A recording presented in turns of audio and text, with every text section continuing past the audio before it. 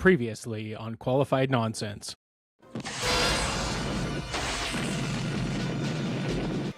It's time to die.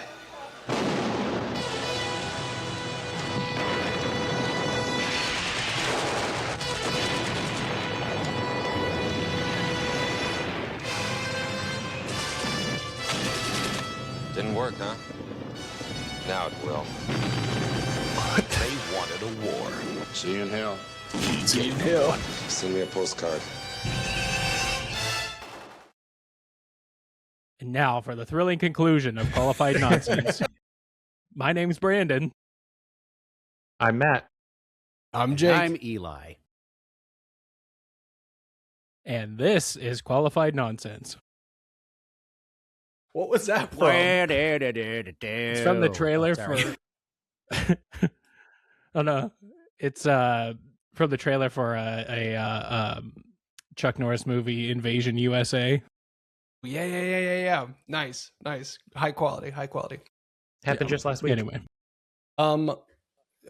Ladies and gentlemen, we have our first guest of Qualified Nonsense. Yeah, you may have heard a fourth voice. Thank you. Please welcome Eli Green. It's an honor to be your guest here. I was told I'm, at least as far as recording is concerned, I'm the first guest. It's an honor and a That's privilege. right, the very first. Well, thank you for joining us. Eli is a good friend of mine from way back. We used to work together, and had a bang up time in New York City, and then we crossed paths doing artistic things like acting. He's done voiceover work, and then we worked together in a tech startup in New York, which was interesting to say the least. And then Eli did an awesome thing and moved out back to Troy, Michigan to open a brewery and start a family. So welcome, Eli. Tell us a little bit about yourself. What's up, man? Like you said, I'm the owner of Stumblebum Beer Co. in Troy, Michigan. And like you also said, you and I go way back, but I feel like you and I first crossed paths doing poker nights that we would occasionally do. A mutual friend set those up.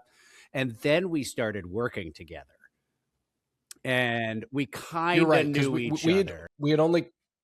We only crossed paths before we started working together, and then and it was you were moving out to Jersey and you needed someone to help you move, and I'm like, I'm never doing anything on the weekends. I'll help you. And then we were friends. Yeah, so that's when our proper friendship struck up. And then I helped you move. Well, I only helped you load up your trucks from Astoria, but man, what a nightmare that was before you moved out to Michigan. It's entirely my fault. Yeah. What a nightmare. Well, moving in general That's sucks, impressive that you stayed friends after helping each other move.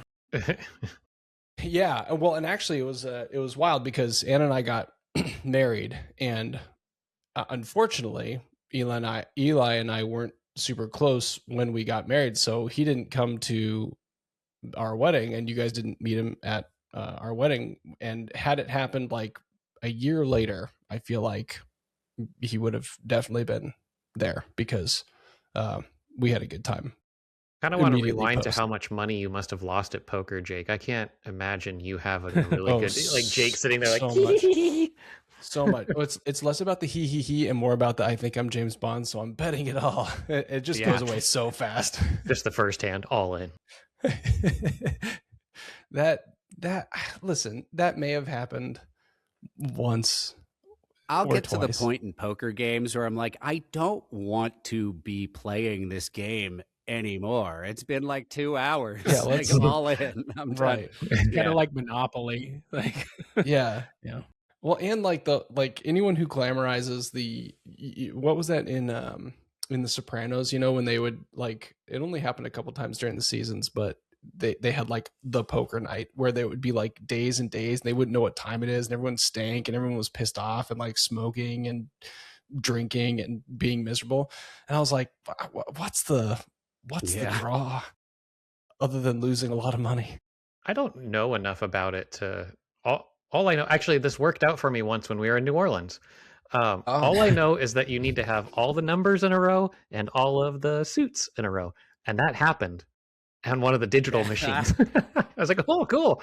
This must be good. I mean, there are people who are professional poker players. Like they're like professional gamblers, and that's how they earn a living. You gotta know. Yeah, I mean, doing here. It's just about knowing, in poker especially, knowing how good your hand is in terms of the odds that you'll beat other people's hands. And then just knowing, it's like card counting and statistics. And then just knowing, okay, if I'm in this position, then you're playing the other players, and that's where more intuition comes into it. I thought you were going to earnestly say you got to just know when to hold them, know when to fold them, know when to walk away. That's essentially all it is. But yeah, I think that's really just, knowing how good your hand is compared to all the hands someone could have, and just knowing when, okay, I'm going to. But other than that, I don't think there's any like hard skills involved. It's all soft skill. Yeah, like memorizing what each hand is, and I think that's where I feel intimidated with poker. Like when I have played, I've enjoyed it, but and I do like enjoy like video poker to a certain extent, but like I don't know enough or feel confident enough to actually play with seasoned players in a casino and like end up pissing them off. It seems like those are the people that usually do best. Like and you would have like the beginner's luck, and then you'd piss them off. Be like, who's this? Or like guy? Blackjack. He just cleaned house. Just kind of playing blackjack as best as I know how, and the person to my left is absolutely pissed off at me. And I'm like, I'm just trying to. Why'd you split 10? Because I ruined their hand. I don't know, because it seemed fun. Yeah, that's how you know they're counting. Just tell on him. Be like, I don't know why he must be counting cards. Hey, get this guy out of here. He's so upset right now. Everybody talks about a book. Nobody gave me a book when I came in here. It's like, you hit on this, and then you take my card, and that card could have been better for me. I'm like, this isn't a team sport, my man. I'm just trying to make money. It's not a team sport. Yeah. Spoiler alert, we all lose in the end. Yeah. Well, tell us about your brewery, Eli. Stumblebum Brewing in Troy, Michigan. We are a small local craft brewery. The reason I kind of really got into the idea of being a brewery is I have an obsession with beer and cheese as a pairing. So in my travels, I very rarely come across any place that's kind of like also interested in beer and cheese. And so when my wife and I were discussing, maybe this could actually be a reality, she was like, well, why don't you do the beer and cheese thing if no one else is doing the beer and cheese thing? So that's the core concept. That's kind of what sets us apart from any other brewery I could name. The other places, because there's a lot of breweries in your area. Right? I mean, there's a lot of breweries everywhere, I guess, but in Troy and in and around Detroit, do you think there's like a higher quantity of, or higher sort of like? Even like Michigan doesn't enter the conversation nationally, although it deserves to. But even within Michigan, Southeast Michigan doesn't really get the respect it deserves. Where I am in Troy, I'm the only craft brewery, which is crazy because it's the 9th largest city in the state. But there was a small one down the street. They closed down. We're kind of in a little no man's land, but there are a lot in downtown Detroit. There are a lot as you get sort of spread out. There are pockets where you get a lot of breweries in Southeast Michigan, but we're kind of sitting in a little bit of a dead zone. Do you? Go ahead, Matt. I was just going to say, is your only competition Kid Rock? Yes, but doesn't he have a brewery? He went down to Nashville, and so it's my wife and her home state's problem now. Not it. So, Eli, a little bit of context. Both of these gentlemen have worked in the alcohol industry in some I capacity. did gather, at least Matt, with Matt, that you worked quite a bit in breweries. In marketing, is that, if I Yeah. had to guess?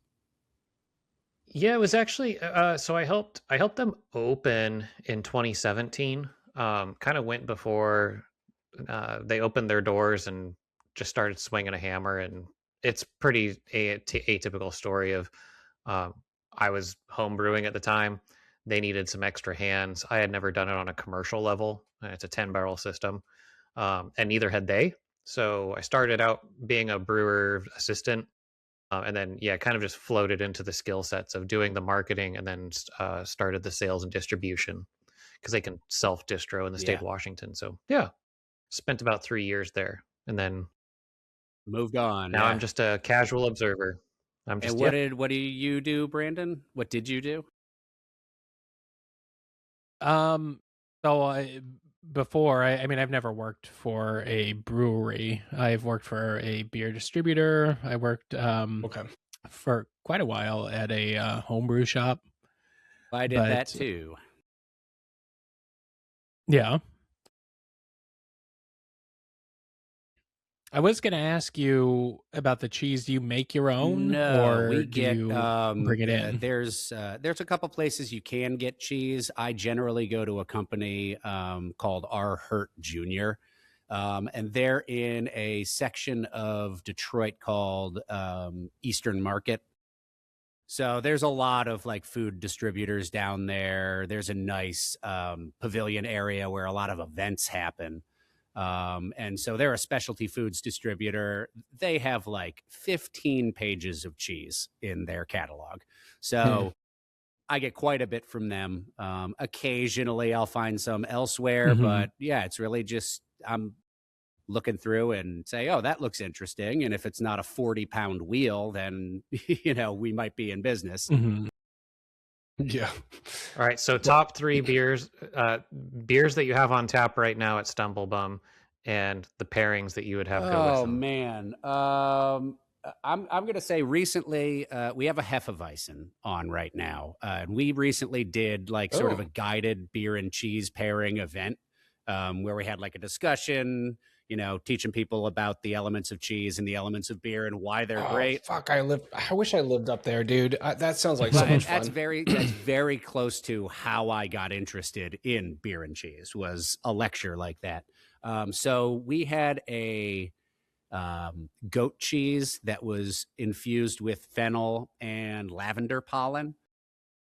Those two, Hefeweizen and that went together really well. We have a mixed culture cheddar. I think it's got 17 different cultures in it that were found all over the world. And that's a U.S. creamery called Deer Creek, and it goes fantastically with any sort of hoppy beer. Right now, we put it with the West Coast IPA. The chai stout that we have, and a cheddar that's marbled with Madagascar bourbon vanilla. That's a really good one. Oh, cheddar and vanilla together. And what else do we but have I could right see how now? that would go nicely with a stout. What would go well with like a really funky blue cheese? Belgian beers. We had a really funky blue cheese. Yeah. Brandon, you love Belgian beers. Yeah, we had at the beginning, we had a really funky, like 60-day aged blue cheese that went really well with our Belgian wit. That's been one of my favorite pairings, just overall. So a really funky blue cheese. Interesting. I'm of two minds that, a cheese either needs to, like, if you got something like a blue cheese, you can't really do something that can't fight against it. But you also can't, so you need something with its own like strong flavor, but those two flavors can't be at odds with each other. But there was like that blue cheese and the Belgian wit are both bringing very prominent flavors, but they weren't competing with each other. They were. So when you're finding cheese, then are you asking the distributors' opinions on that? Because you just said like you don't want to find something that doesn't match. Like how many? Well, like what's your worst pairing that you've done when in your like, oh, maybe this would go well together? I And mean, you're like, oh fuck, no, what have I done? I try not to think about it ahead of time. I will find a cheese that I'm interested in that comes in a quantity I think I can move, and I'll get that. And we have the good thing about our place and our brewer is that his philosophy is that you don't want to be leaning too far in any one direction when it comes to what we have available. You know, so many places are like, we got 6 IPAs and then 6 other beers. We got 24 taps. We, generally speaking, only have 3 things that you could put in the IPA or pale ale category. And that's what we're going to do. We have 1 fruited sour. We'll have 1 traditional style sour. And then everything else is just kind of filling gaps. Like, well, we got to have some sort of pastry stout at any given point in time. We got to have something on nitro. We got to have, you know, we like to have 4 or 5 European style lagers or European ales on. So it is just kind of like, okay, we have our domestic light lager. That's gone. We're replacing it with a Mexican light lager. If you like the American light lager, you can probably get down with a Mexican light lager. So it's all about just replacing things with stuff that is in that ballpark. But we only have where you're at. I was just going to say, we only have 4 beers right now that are on all the time. Okay. I was going to ask, here where Matt and I are in the Pacific Northwest, like so many breweries, it seems like focus on IPAs, but it seems like that's been kind of on the decline a little bit. Like it used to be, you know, you would go into a brewery and be a very like IPA dominant tap list, but you've seen a lot more lighter styles, lagers, pilsners, things like that creeping in. Is that the case in Michigan, or are you finding we know you're never going to get rid of, like, the West Coast IPA is our number 1 seller, and very rarely is it not. Yeah, really, that's surprising. It's a really good. We have the best West Coast IPA in Southeast Michigan. I'm very confident in that. Nice, you heard it here first. But we all kind of really enjoy our European lagers. And they are, after like 10 years of the industry saying European lagers are coming back, they are very much coming back. Our Czech Pils, our Vienna lager, our Czech dark lager, they will always break into the top 5. Sometimes they'll break into the top 3. Do you ever pour any cask beers? Not yet, not right now. It's certainly something we've talked about among so many other things, like a barreling program and things like that. Now, not me, because I know what you're talking about. But when you say cask beers, what do you mean? For the listener. Cask beer is a traditional English way of serving a beer. It's called, I mean, in the US, we call it a beer engine. What do they call it in England? You need a special faucet in order to get beer out of a cask. And usually it comes out of a cask, not a keg. You don't see it a lot in the US because if you're doing it right, the beer starts to oxidize. And in a place like England, where cask ales are very much a thing, you're going to kill that beer before the oxygen well and truly ruins it. In the US, it's just hard. Yeah. So a lot of times you're serving out of a keg, you're got a nitrogen tank that's usually filling the headspace and pushing it through, but you still have that hand pull style faucet. I don't know as much about cask ales as some people, so that's about as deep as I can get into it. But it's the carbonation on it is not as high, and the way you serve it is generally not introducing more CO2, so it stays that way. I've seen some places that warm and flat is where it's I've at. seen some places serving out of like out of a keg that are putting it through the hand pull Places that I think are probably doing it as well as they can without getting into that realm of like, oh, we're just serving oxygenated beer 5 days later. Yeah. Right. It's sort of, okay, I see. Oxidized beer, rather. Interesting. Well, I've had the great privilege of visiting your establishment, and one of the things that I will jump on the bandwagon of plugging Stumblebum Beer is that I find that a lot of breweries might have a wide range of offerings on tap, and when you go through and try them all, at least half of them more or less taste the same. Like you can there like might be a color difference, or maybe like a, you know, filtered versus not filtered or something like that.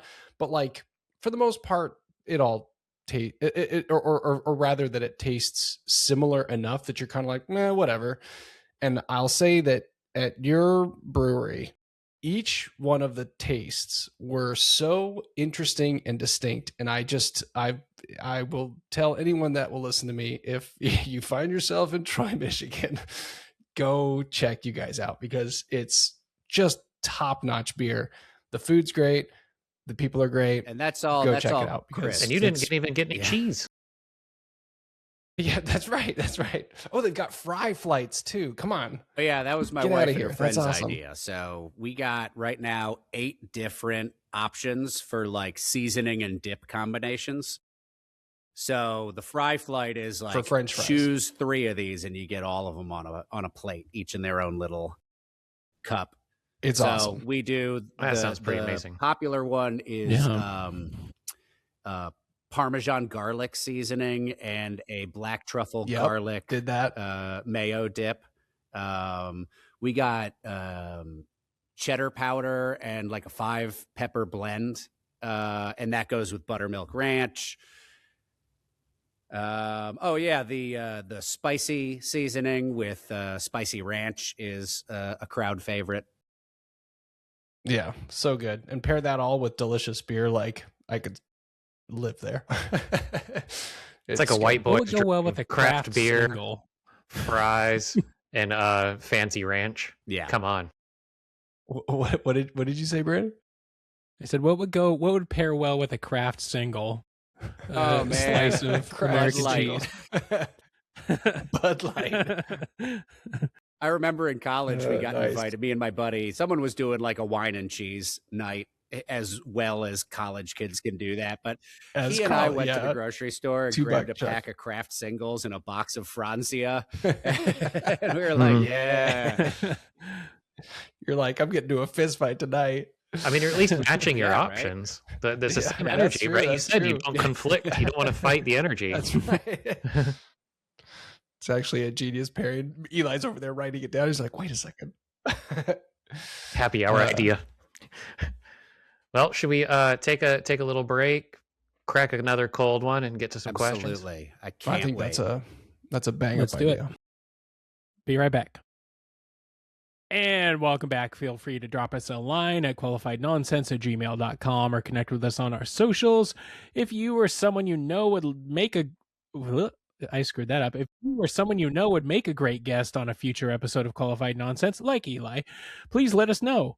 Now's the time on the show where we take on Reddit's most pressing questions by finding the top trending questions and answering them here. The first one up is from the subreddit Ask Reddit, username Zulu Warlord 69. They ask, what is the most use it or lose it skill? The opposite of it's just like riding a bike. Read it one more Use it time. or lose it.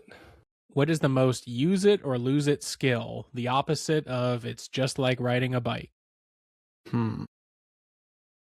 I'd say any language. Well, yeah, for sure. Yeah.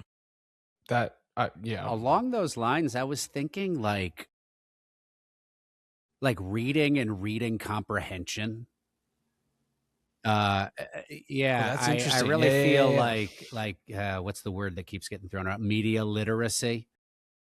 Like if you don't interact with like Mhm. Hey, what kind of I podcast do don't you think know. this is? Don't you be throwing those Yeah, multi-syllabic sir. words at Ooh. me. Dumb it down, mister.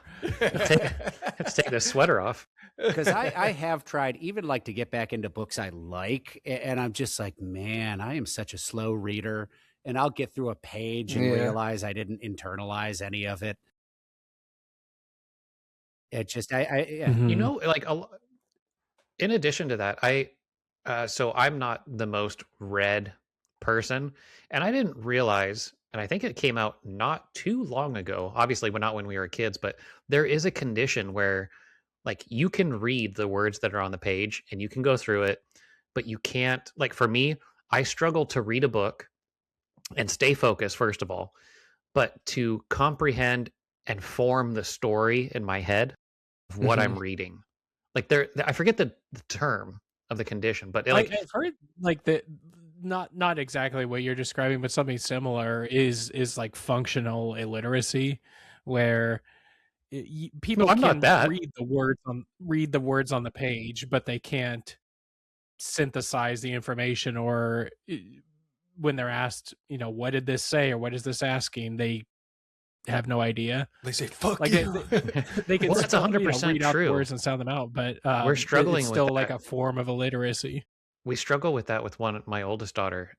It was like, all Same, right, well, my what just oldest. happened? And she's like, I think that's like she's really gravitating towards graphic novels, because I think you can see the words, have a little bit of a picture to kind of put the story, like it goes in your head, and then you can put it together. Matt, we have very similar kids. Our both of our eldest sounds to be doing some of the same things, but It's like that's how I was as a kid, though. Like there's a reason why I like to watch Lord of the Rings and not read it, because I can't. First of all, I can't pick out all the names and or spell them right. But it's like I just can't put that story together in my head As that I'm someone reading. who loves both the movies and the books, I absolutely understand. Like it's, I think fantasy is one of those things where the names get weird, or even like that Tolkien did it, and George R.R. Martin does it, where people who are related narratively or familially are like they have similar names. But eventually that becomes just as confusing. It's like, which one is Oin, which one is Gloin, Yeah. Right. Exactly. His publisher owed him the respect to be like, hey, you realize you have two very different characters called Saruman and Sauron, right? And he's like, yeah, what about it? Okay, I'm just saying. I'm just saying. Just put it out. I wasn't sure if that was a mistake or. You also realize this one book is twice as big as the Bible, right? Okay. Just making sure we're all aware. 6 different books. You mind making it 3? No, absolutely not. Anyway, okay, well, we're gonna successful publish after it you're that dead. way, so whatever you want. Yeah. Ian McKellen will come along. He's fine. You don't know who he is, but he'll make it great. Yeah. Excellent. He's a young boy right now. I guess that's true. Wait, who was it? When were those novels published? 30s, like right? the 30s. Hobbit was certainly the 30s, because that guy was in World War Man. I. Well, I was going to say he was. What a He came badass. from a. So maybe Ian McKellen was alive at the time. When was he born? What's his name? Not Ian McKellen, but He was who's born the guy in who played 39. Sauron? Christopher Lee was in World War II. Christopher Lee. And he met The Lord of the Rings was originally published in 54. Tolkien. So maybe when was The Hobbit Really? published? In the Really? 40s? 54. It must. My dad. So was Ian born in McKellen was a 54. teenager. That was 37. Okay, so The it Hobbit. was the Oh, okay. 30s. Man, he took his sweet time with Lord of the Rings. Yeah, man. We get on. Everyone should get off George R.R. Martin's back. George R.R. Martin. He's like, yeah, but that other guy took longer. Well, that other guy But you guys- eventually delivered a masterpiece. So get on it, George. Yeah, that's a good point. Also, RR, we all know where you got it, man. Yeah, what an asshole. Yeah. We Okay. Back to the say, question. What are I'm going some to say skills? so anything physical, the older you get. Example, I got rollerblades this summer, and it's been a minute since I'd been on them, and I was like, it came back, but there was a couple of times I was like, shit. Doing the whole. And my wife, who is a doctor, was like, "You sure you don't want a helmet? Because your life insurance policy is less than mine." So, I have a joke that didn't age well about rollerblades. What's the most difficult part about riding rollerblades? Telling your parents you're gay. No, come on. no way, man. They're super cool. They are Rollerblading really cool. is awesome.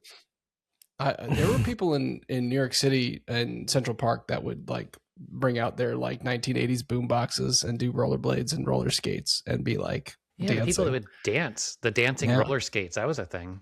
My childhood fantasy was to rollerblade through Clackamas Town Center, which is a local mall here, after watching the second Mighty Ducks movie when it came out, because like they did that. And I was like, oh God, how fucking badass. Those kids get to rollerblade through the mall. Oh yeah. I mean, it is pretty badass. 2 stairs, like, oh. Oh. Here's another thing you can lose, because when I moved back to Michigan, I grew up here. I know where everything is, but I found myself using Google Maps, and I'm like, what am I doing? I turned it off, and then it's like, no, I don't quite remember how to get here and there. And it took me so long to break off of Google Maps. And now I'm back to like, I have a mental map of everything from here down to Detroit. That's good. I think that's so important too, because like I haven't learned, I moved down here 5 years ago, and the very local stuff I can get to, like very close to me, but I haven't taken what used to be a necessary opportunity to learn my surroundings in a way that makes me comfortable. Because if I don't have driving with the Thomas guide, oh shit, I miss the Thomas guide. I love Thomas guides; those are great. But yeah, I'm more of a landmarks kind of guy. Like, well, you get to the KFC, and then But Eli, when you moved back, was it that you got on Google Map because everything has changed so much? Or no, I think it was just a lot of like walking around New York. Like so much of it would be like, okay, I'd look at Google Maps, and then I'm like, okay, I got to get to here. And then when I get close, I'm like, well, where exactly is this place? Right. And I got used to that.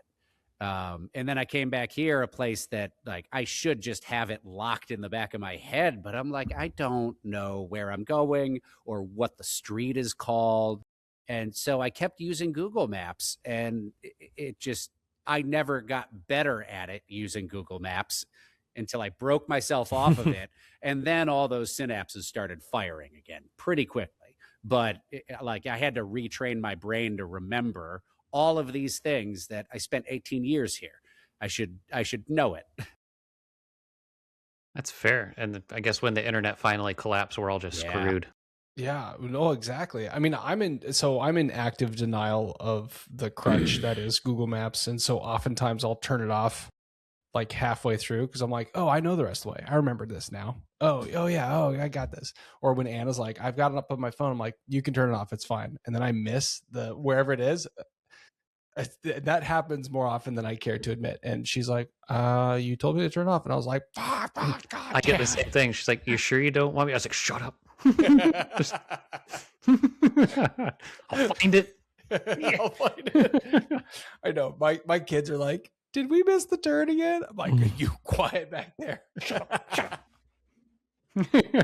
I like having it on if I'm going somewhere like far away, like as an example, like my parents. I live a little over 2 hours from my parents, but I like turning on Google Maps just to see how much time is left, or like beat the clock. Well, I mean, to be, beat the clock. Like see if I can keep getting it lower, like the estimated the ETA traps. Lower and lower. Speed traps are kind of like useful. Those are nice. Waze is very good about. Yeah. I also justify it for like accidents, right? Like it's super useful for Google to be like, hey, you're going to take this back backwards way to get there because there's a giant pileup on, Or you just know, whatever the generally highway is. like And it's traffic oh, in okay. general. It's like there are Mhm. 2 ways to get here. Is there Yeah. traffic on the faster one? Yeah. Yeah. Like Eli, you'll appreciate this. I would do distribution for the brewery I worked at in Tacoma and Olympia, and it's about 2 hours away from here, but it's literally just a straight shot on I-5.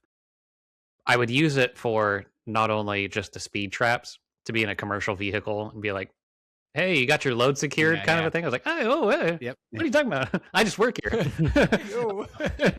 but to also, like, there is the nice traffic, especially if you have, you know, a route. Hey, I have 14 stops that I need to make. I got to Yeah. plot this out. I need to Yep. see how much time I need. Sometimes it feels pointless to have Google Maps on, but then other times you're like, oh, Yeah. whatever. Something that just came to me, like, especially once all the lockdown stuff ended after, well, I mean, like, you know, whatever, we're still in the pandemic or whatever, you know, but Mhm. like once all the COVID restrictions lifted, socializing or Socializing is a really good one. Yeah. Yeah. Talking to people. A group of yeah. 4 guys. So what do you do? I hate Google Maps too, but I need it.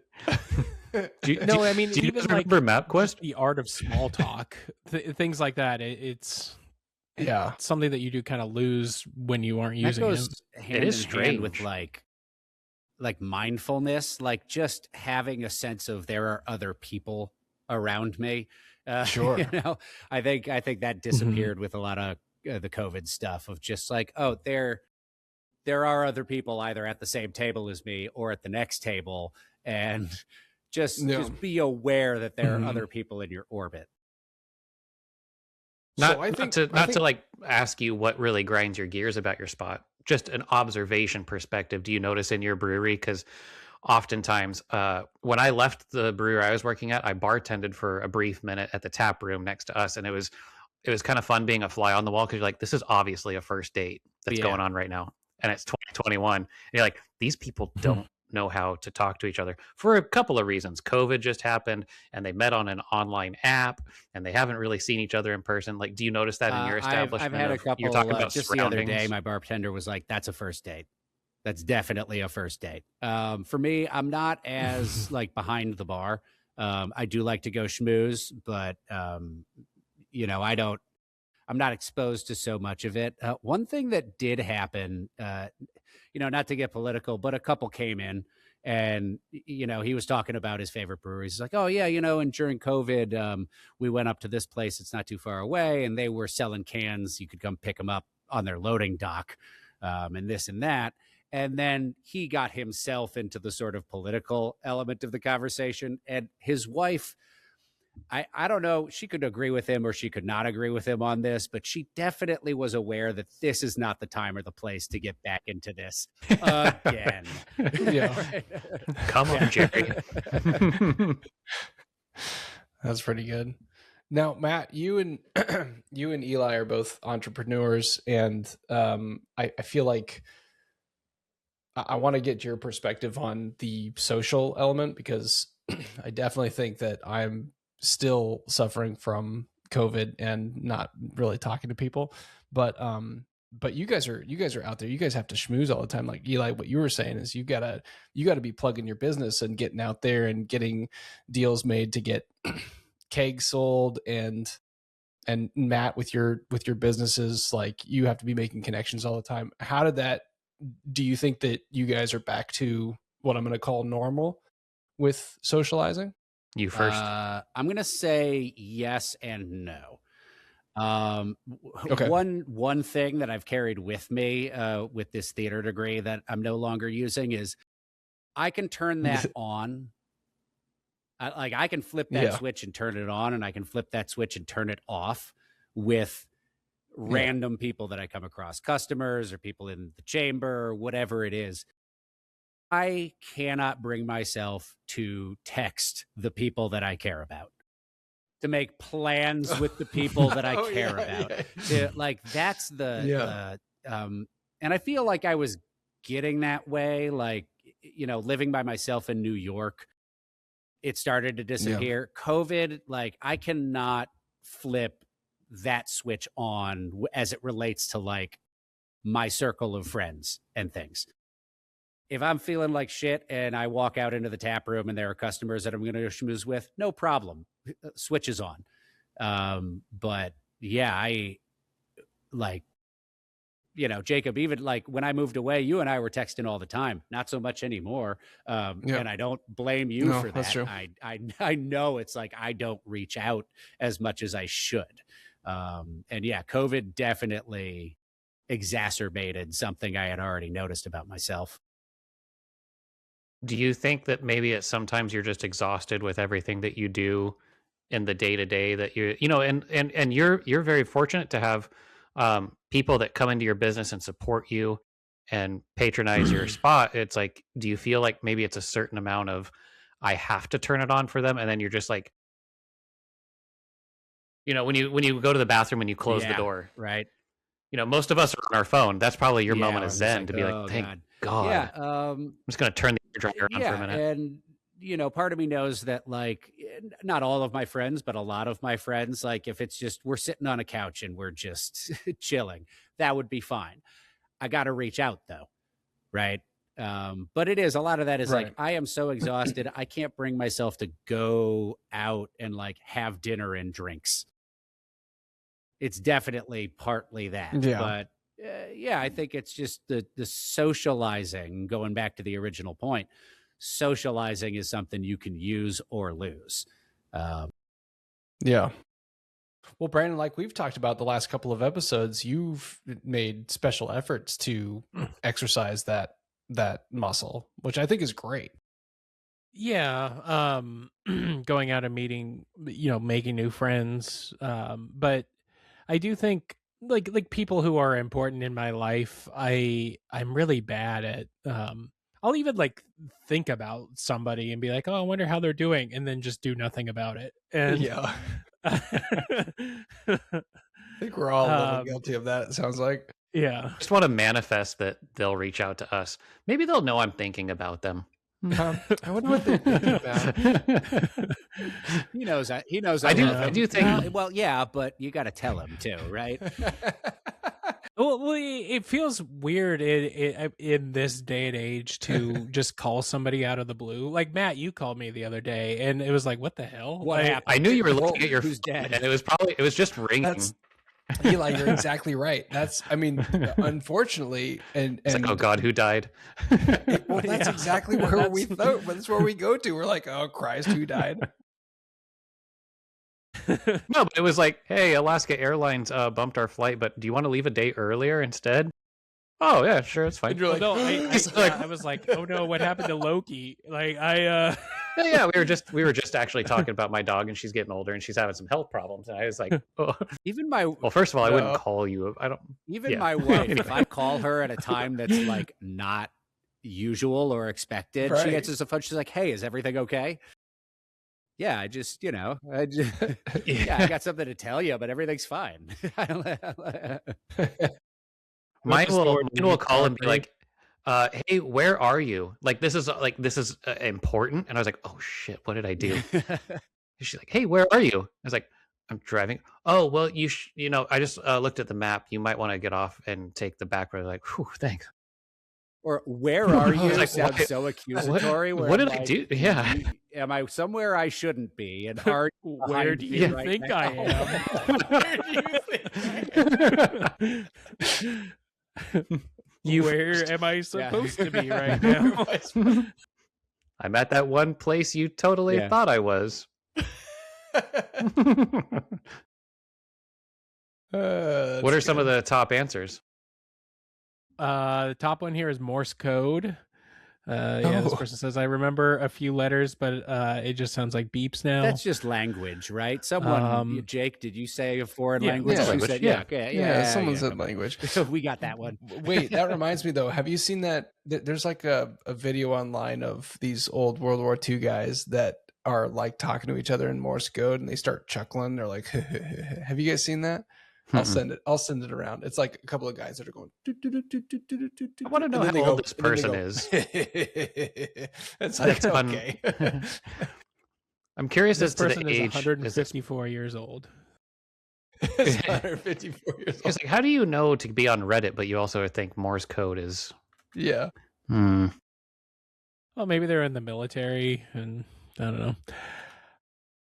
This person says, as a former gymnast, flexibility. Ooh, that's true. If you don't stretch, it gets worse. Well, here's a relatable one. Flying a plane. After a month off, your landings are going to feel pretty rough. After a year off, you need to Here we need go. at least a few flights with an instructor before it's So safe to take be it flying from again. Reddit. Flying a plane is not like riding a bike.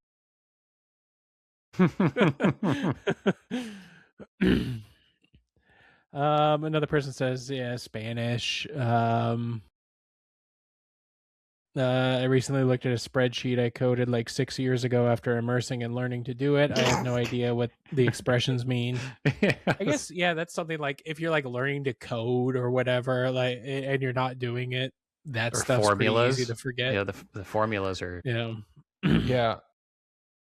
Although I think one thing that's really interesting about code is the like the syntax changes, but like the general what is it called? Like the, my God, I'm losing the word, but basically like the functions are the same. Like they all do more or less the same thing. Some of them just do it more efficiently, but like, and like the characters change when you're typing it out, but like they all generally do the same thing, which I don't think I was aware of until relatively recently. The internal which is logic cool. is the same, but they're two different languages.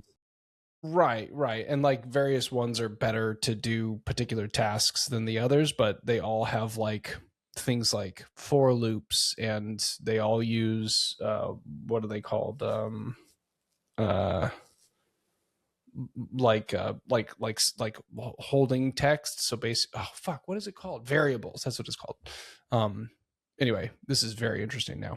Please continue. I remember like 10 or 15 years ago, there was one weekend where I taught myself how to count cards. And I used it one time, and then I never used it again, and now I forget how to do it. Did you go up? So, were counting you cards. winning? No, but I stayed pretty steady. So I wasn't losing money. You but lost and you went, I see what happened there. yeah, I mean, counting cards isn't like a foolproof method to avoid losing money. It's just to kind of hedge your bets a little bit. But and also most casinos nowadays use 6 or more decks of cards, which makes it, I mean, you can still kind of count it, but it makes it really, really difficult, or that and not the worth threat doing. of a severe beating. Yeah. Right. Yeah. Getting banned. That's what I always found Yeah. interesting about Vegas is it's like, yeah, it's not illegal to cheat, but it is very much that like everyone will turn a blind eye if they drag you into a back room and beat the shit out of you. Beat the shit out of you. Yeah. Yeah. Do we want to do one more? Yeah. Let's hit another question. You got time for one more? All right. Okay. I did find a beer related one. Bring it on. Because of our guest. I know everything about Jake. What happens when you die? What happens when you die? No. I mean, what happens to my beer when you die? This is kind of a fun beer question. It's not like, like, should I stop drinking, or whatever. How do I start liking beer? You don't have to like everything. when I was drinking beer, I drove and killed a family. What do I do? Jesus. So this comes from the Ask Men Over 30 subreddit. Is God real? Username, my spouse is high. They ask, do any of you have a quote nostalgia beer, or am I just a weirdo? Back in college, I drank a lot of beer. My go-to beer back then was Kokanee, cheap lager, nothing special, but it's what got me through college. Now, as a Interesting. largely fully functional adult, I find myself going back to Kokanee from time to time, and it's delicious. It doesn't taste good, but I love it. It reminds me of how simple and awesome life was back in college when I was drinking Kokanee. So, do any of you have a similar nostalgia beer that brings up happy memories when you drink it? Oh, yeah. I was gonna say For Eli, what you got? Heineken. And I don't. I rarely drink it anymore. But on our honeymoon, we went to an all-inclusive, which, you know, whatever beer they have is what they have. That's awesome. I got into mezcal. I got into wine. It's fine. But when I wanted a beer, they had Heineken. And so I had a Heineken for the first time in who knows how long. And I was like, ooh, yeah, that is deliciously. That hits the spot. Yeah, you know, Yeah. I always thought Heineken was like it always made me go, green bottles, man. Those green bottles. I think you'll have another. Well, and if you have, I had some in a can, and it wasn't. No, wasn't can bad. and anything on draft where it hasn't touched the light is fine. But the vast majority of Heineken is in that green bottle, and the people who like it Green glass. like that flavor. They will never start putting it in brown bottles. That is the Heineken Isn't flavor Heineken- as far as the world is concerned. Isn't Heineken the one that you can get in like Target in a Little micro pony mini keg or yeah. whatever? By the time Little you mini finish, You keg. can get it's the those in most- like convenience stores. Not only is Hell it yeah. skunked up, but it's oxidized as well. Mm-mm. Well, was it Definitely hit for a while, thing. Like Heineken was like the fancy Yeah. beer, Yeah. right? Like it was. Well, like in Well, Blue 'cause it's an Velvet. import. Well, it was that, and then, Dennis Hopper's character was like Heineken, fuck that shit, Pabst Blue Yeah. Ribbon. I Yeah. do like a PBR. And then there's like I was gonna say PBR for me is a nostalgia, not so much for the taste, but for the honestly like the label and it's more of like a this is dumb, but like a holistic feel of it. It's like not so much the beer itself, but like everything that the beer sort of like represents for me. That's the one. And then anything Widmer, because that was like Widmer was what I first drank as a young drinker. mine is when we were all living together, we would go to the corner store and I got what I thought was a craft beer, but it was the stout, the sheaf oatmeal stout. Remember that? No.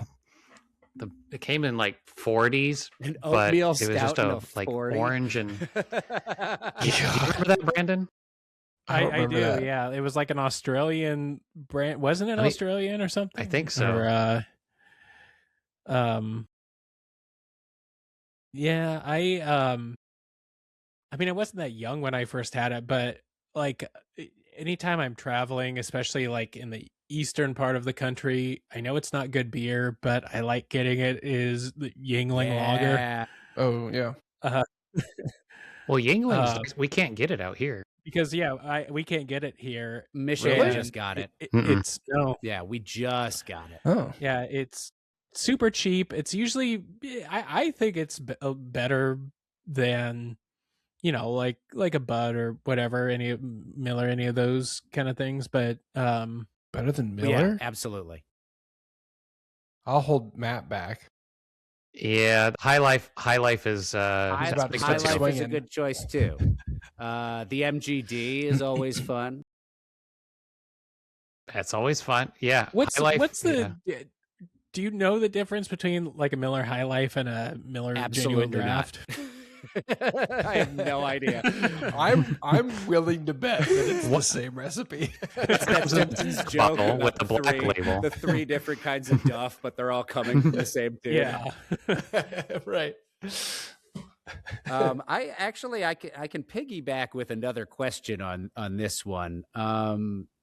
Okay. Because you reminded me with Yingling, I went to school in Florida, and Tampa had a Yingling facility, so we could get it in Florida. And then I moved to New York, which is right next to Philly, and so you can get it in New York. You could get a lot of that in New York. That must have been like an early gateway toward craft beer for me. because for a while that was like the fancy option, or maybe like a Blue Moon was my gateway to craft beer. What do you think was your gateway into like, oh, this isn't just kind of a shitty American beer, mass produced? McTarnahan's. McTarnahan's. Oh, what is that? That's a West Coast amber ale. Yeah, I mean, it's not around anymore. The apricot hef that they were. So they were a conjoined brewery with Pyramid. Do you remember Pyramid at all, Eli? No. I don't know if it made it out that far. Pyramid, they did the apricot like ale. up in Burlington, Magic Hat number 9 was an early like craft beer that I'd get into. Yeah, Magic Hat had some good stuff. That's a fun one. I never heard of Pyramid folded, right? Yeah, Pyramid folded Both when of we them were did. in What high school. beers did they make? Like, what would I know McTarnahan's of did those? first. Well, They did like they had a Scotch wee heavy.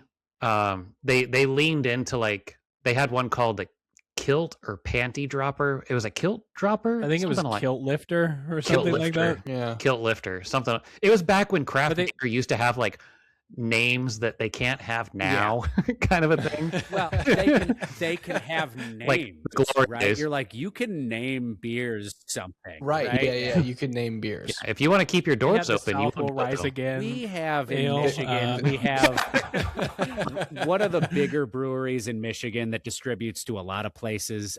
One of their flagships is a coffee blonde, and it's called Bean Flicker. Oh, and it is Brandon would send me a picture and be like, oh, I saw this. anything more ubiquitous than places that have like a big bottle selection having Bean Flicker is everyone hating the name Bean Flicker. I've never met anyone who's like, yeah, I don't really, it doesn't bother me. No, everyone's turned off by the name. Also, could you imagine being like, excuse me, yes, can we get 3 Bean There's Flickers, also please? one, So- I don't know if it's Michigan, but it's nearby because we can find it a lot of places. It's called Robusta Nut. It's a nut brown ale. Everyone hates the name. I'm looking. Nice. I'm looking. So there's a brewery here, Eli, similar, like on the same lines, but they had a habit and a history of just they would have PR nightmares, and not just for the beer names, but after all this came out, they're called Riverbend Brewing, and they're no longer around. But they had one that they got in trouble for because they depicted this on their label, and TTB and OLCC said it was fine, but it was called Fudge Me Berry Hard. I have seen And it was that a label. it was a stout. But it was like Yeah, it was a fruit. They thought it banging was some other things. non-consent. Yeah, like this is non-consensual. Can you see that there's crying? And it's like, no, this is sweat because they're fudging very hard. That And like it's rape. And I was like, oh god, here we go. I swear, this is a joke on The Office, isn't it? Yeah, you pulled the ripcord. Yeah, oh, maybe. Yeah, where there was a It was- disgusting watermark and of a cartoon. Oh yeah. And someone's like, Dwight's like, or someone was like, well, you can see it's consensual. They're both smiling. Yeah. That was one that was the final nail in the coffin for that brewery. But Yeah, I feel like don't know, I've I'm- seen that on one of the beer subreddits before. they made I their think rounds. kind of the gateway beer for me, as far as craft beer goes, was Henry Weinhardt's beer. I remember us getting that when we were younger Like because Blue it was Boar and all pretty that? cheap. Like Yeah. the it boar came in or the stubbies. the wasn't there a Henry wasn't there like Weinhardt's, a I wheat always, one? I don't that think I was even like- realized they made beer. I knew they made root beer. Their root beer was distributed all over the place, but They made beer first, I believe. I'm sure they did, Yeah. but I just never recognized that name with beer. Well, now Hop Valley owns the rights, and they make the Henry Weinhardt's Private Reserve still. Now- I could I tell you didn't- the beer that actually got me into the industry. Maybe Eli, you remember like your first taste of craft where you're like, man, this is what I want to do. For me, it's out here it's called Backwoods Brewing. I've heard of them. Yeah. And they have 3 locations now, and one's in Carson, Washington, it started actually in a grocery store. that their family owned, and now they got known for their pizza. But they had my very first taste of theirs is called Spruce Springsteen, and it was a 5-gallon homebrew batch that they did, so open vessel and everything, and they got spruce tips and threw it in, and it was an imperial just ale. And I was like, looking back on it now, I was like, oh, Matt, you idiot. But it was so good. I was like, this is what craft beer could be, because this is really good. First time I ever I remember, Matt, first time I ever decided I'm going to go to IPAs. I'm going to go to a craft brewery was on a trip to Portland. Because up until then, like, I was drinking a lot of Rolling Rock or PBR. But I went to visit my friend who just moved back to Portland, and he's like, you should just walk around downtown and go to some breweries. I ended up at Deschutes, was the first one. And they had Chain Breaker. It was a wheat IPA. I was like, ooh, this is like, and I chose that because on the menu, I was reading the description. I'm like, that sounds Blue Moon adjacent. I could get into that. Yeah, sure. Really good beer. The Chain Breaker. Was that when they had the I don't remember when their tap house or ale house or whatever they call it, with all the woodwork in it, like a really extravagant woodwork in the bar? Is it the one in the Pearl? I feel like it was wood. Yeah. There's their place downtown is really, really pretty. Or I remember we would go to McMinimans and get rubies. The Rubinators. That's right. Rubinate. So McMinimans. Are you familiar with McMinimans? Was living out in Portland until after COVID, and then he moved back here. But he was working for McMinimans for a while. Okay, so ask him about a Rubinator when you see him next. It's kind of sacrilege. Many places won't do it, but they love $1. So they take their Ruby, which is a raspberry wheat ale, and you can mix it with their nitro stout called the Terminator. Ooh. So you can get, and it tastes like a chocolate kind of a half and half. Yeah, it's. We should go back and get one. That sounds awesome. I can't remember last time I had one.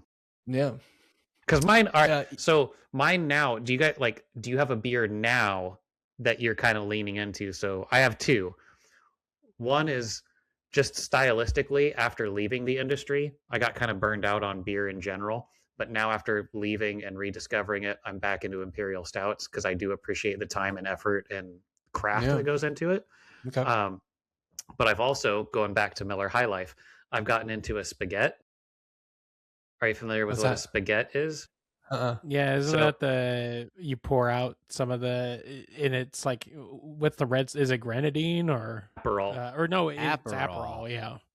Aperol. Okay, that's better than grenadine. I thought it was going to be marinara. So you take a shot of the beer out.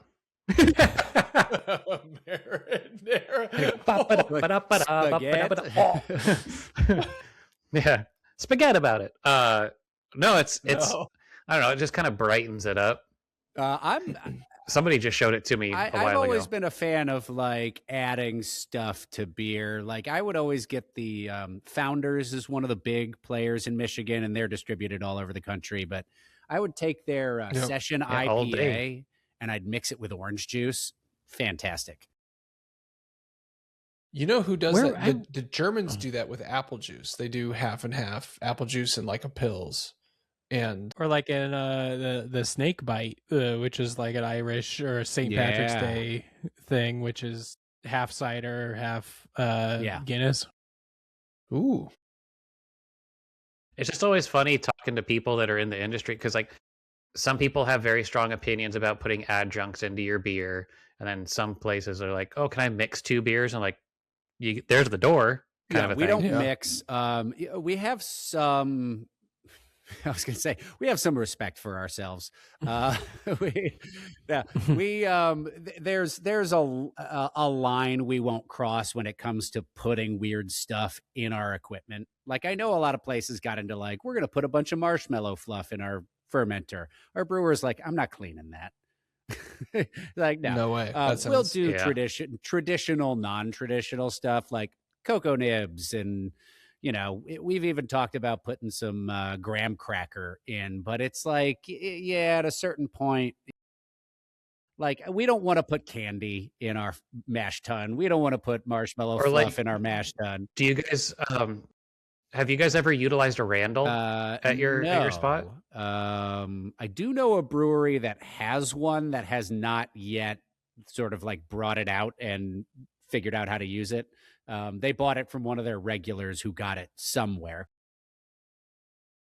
Again, this isn't for me. This is for our listeners. Not me. What is a Randall? Our listeners. What's a Randall? I know there are What's a couple Randall? of places in Asheville. I mean, I don't know what the current state of the Asheville brewing industry is, but there was a place, I think it was called Bramari Brewing. Asheville loves PBR in a way that I have never known any community to. So a lot of places will have their PBR clone. But Bramari was actually serving PBR, but they were putting it through a Randall, which sits on your tap, and you can put whatever you want in it. And it is pumping the beer through this giant container. So when I was there, it was full of a bunch of limes. So they were putting this PBR through a container that had a bunch of limes in it. So right before it comes out of the tap, it's like dialysis for a beer. Dialysis for a beer. Dialysis for a beer. That's better than I put it.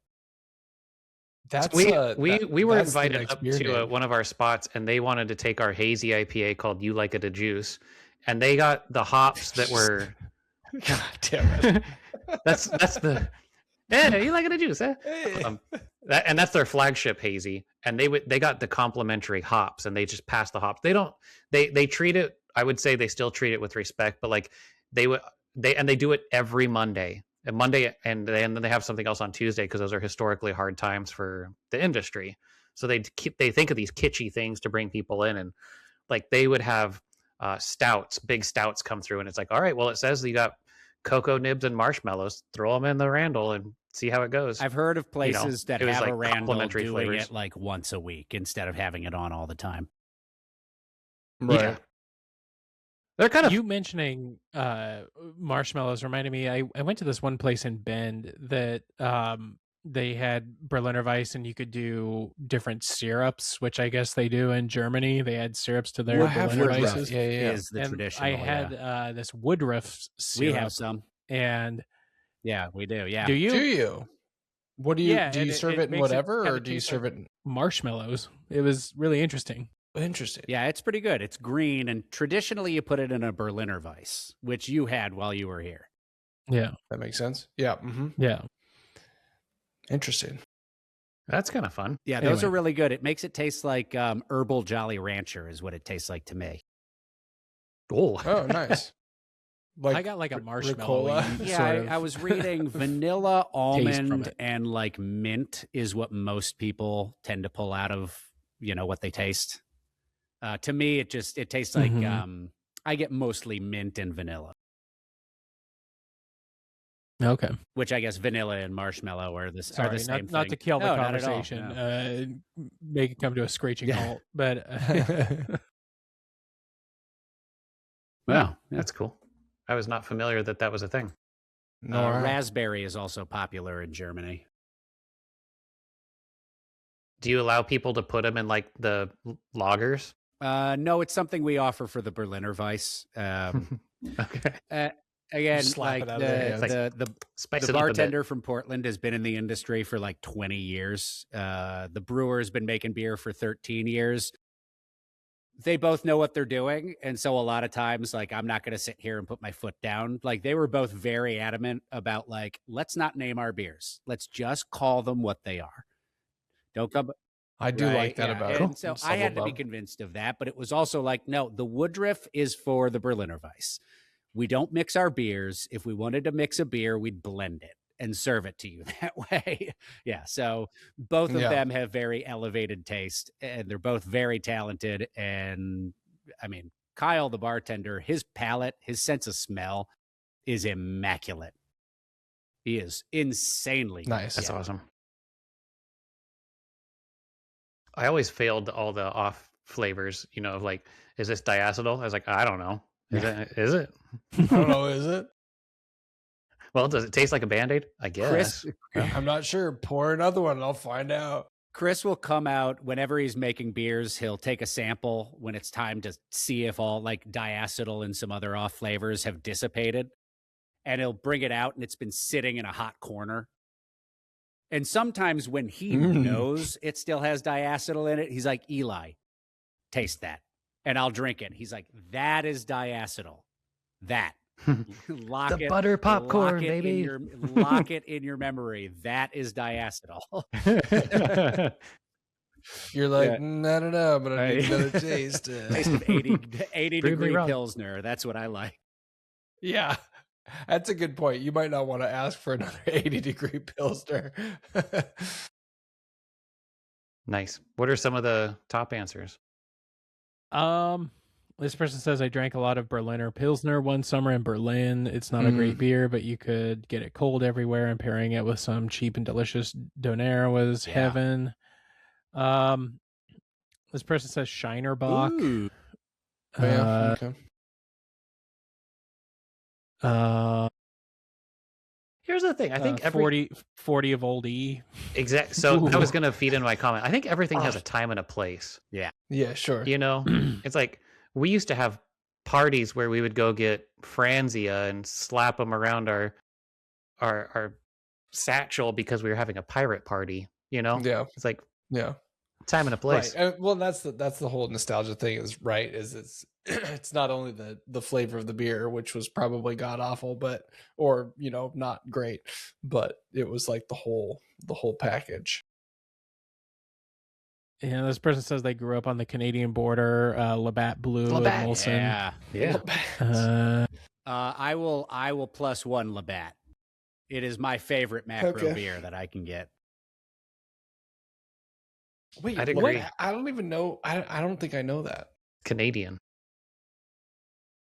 How does it compare to a Molson? I haven't had a Molson in a long time, so I don't. Or Kokanee.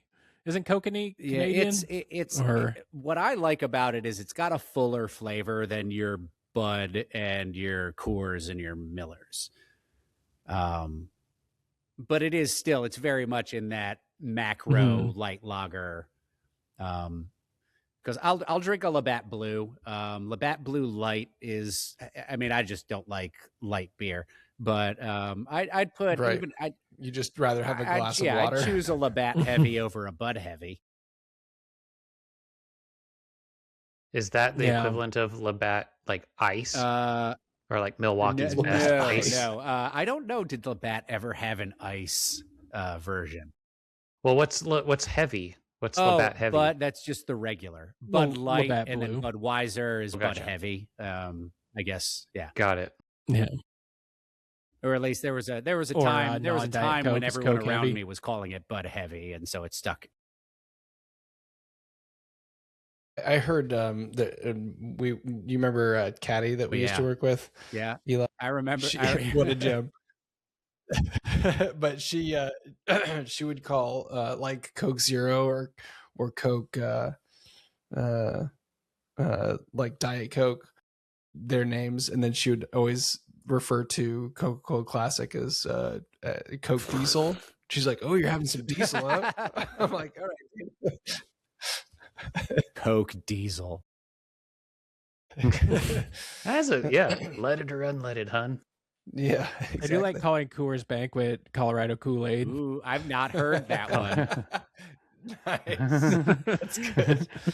That's good. All right, guys, what do you think? Is that an episode? Yeah, All right. I think so.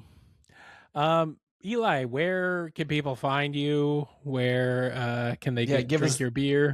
Give us the deets. So we are in a town called And not Troy, drink your which cheese. is easily accessible from Detroit, which you're more likely to be in. So if you find yourself in Detroit, come on up to Stumblebum Beer Company. On Facebook, we are Stumblebum Beer Company. On Instagram, we are Stumblebum Beer, one word. Our website, stumblebumbeer.com. And I don't know when this is coming out, but if people have a decent memory, come February 9th, we are in the Our Detroit magazine, HOUR. Their best of is happening soon. So we're going to find out soon if we got enough nominations to be in the best brewery category and the best fries category.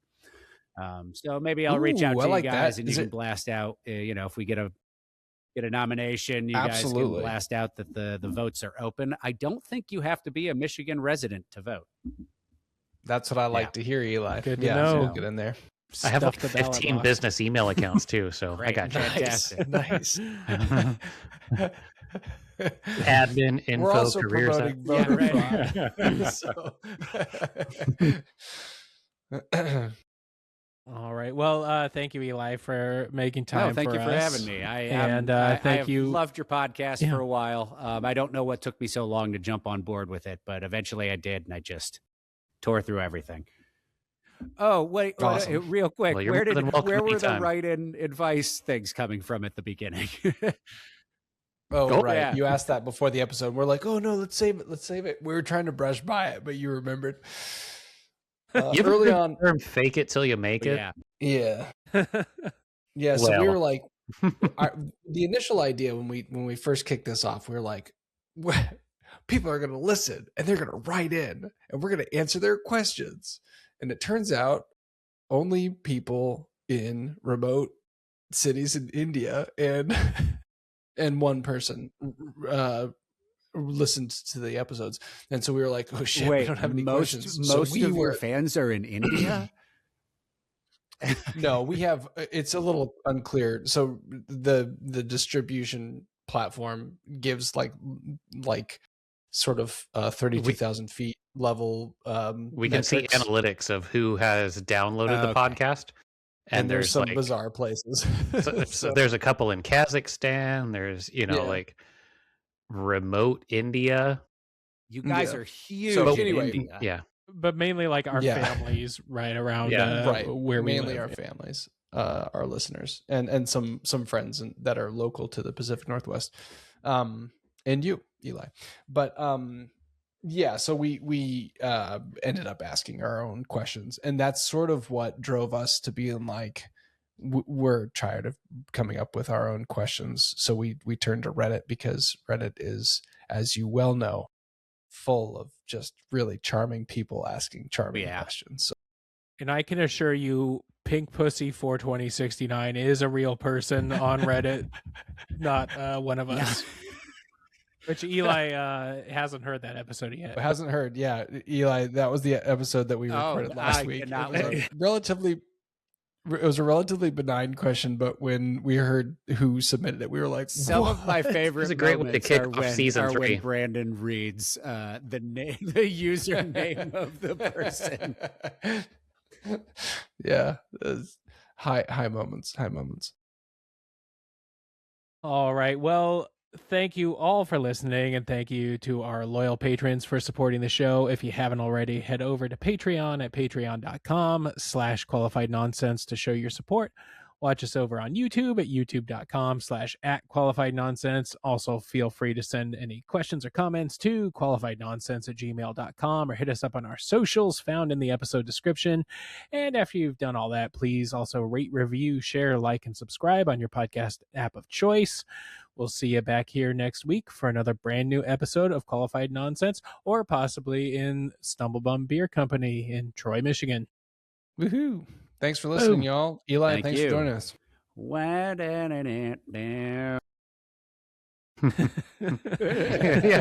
There you go. Now we'll get to see.